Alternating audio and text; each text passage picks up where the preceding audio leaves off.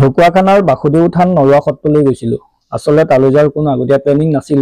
যিহেতু গৰম বন্ধৰ দিন চলি আছে, ঘপককৈ সিদ্ধান্ত ল'লোঁ আৰু ঘৰৰ সকলো মিলি ফুৰাও হ'ল, সেৱা এভাগো ল'লোগৈ। এই ভিডিঅ'টোত বাসুদেৱ থান নৰোৱা সত্ৰৰ বিষয়ে একো ক'ব বিচৰা নাই, কিন্তু সন্মুখতে এখন কিতাপৰ দোকান আছে। দেখিলোঁ দোকানীজনে বিভিন্ন ধেমেলীয়া কৌশল অৱলম্বন কৰি গ্ৰাহকক মাতি আছে। ভাবিলোঁ দোকানীজনৰ এই ধেমেলীয়া কথাখিনি আপোনালোককো শুনাওঁ। আহক দাদা বাইদেউ, কিতাপ চাই লওক। চোৱাটো ফ্ৰী আছে, 10 টকাত ভগৱানৰ কিতাপ পাব। লগত থাকিলে ভূতে নাপায়। ঈশ্বৰৰ মোবাইল নাম্বাৰ আছে, ঘৰতে বহি কথা পাতিব পাৰিব। কিতাপ লাগিলে লৈ লওক, পইচাটো এসপ্তাহৰ পিছত দি ল'ব। তথাপিও কিতাপ পঢ়ক বুলি কওঁ ৰাইজক। নপঢ়ে কিতাপ কি কৰিব, উপায় নাই। মোবাইল পঢ়ি বহি ধ্বংস আছে মানুহ চব। আৰু এইটো ল'ৰা ছোৱালীৰ গাত দুখ নাই, কিন্তু দেউতাক মাকৰ গাত দুখ আচলতে। দেউতাক মাকে যদি মোবাইল চাই থাকে, ল'ৰা ছোৱালীয়ে চাবলৈ মন কৰিব নহয়। তেনেকুৱা কথা। 9 কবচখন থাকিব লাগে, লগত থাকিলে এখন থাকিলে ভূতে নাপায়।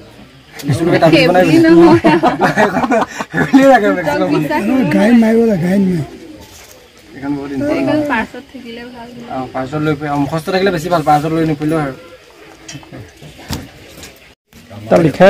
এখন লৈছে নেকি? এখন 40 টকা, এখন 70 টকা। 100 নহয়, এখন 40, এখন 70, মানে 110 টকা। মানে 100 টকা তেখেতৰ জমা আছে নহয়। ধূলিমাকত দিব 9 কবচখিনি ইয়াতে আছে লগতে।